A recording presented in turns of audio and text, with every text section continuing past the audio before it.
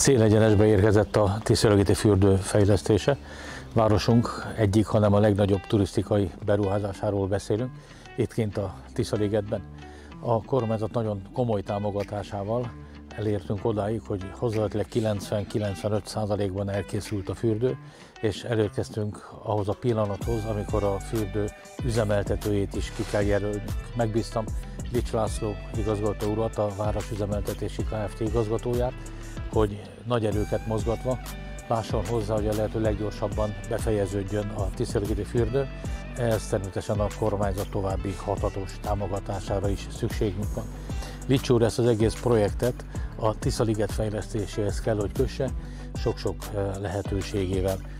Lics László úr feladata tehát az, hogy vegye át a fürdő üzemeltetését, és a lehető leggyorsabban lásson ahhoz hozzá, a fürdő üzemképes állapotban legyen.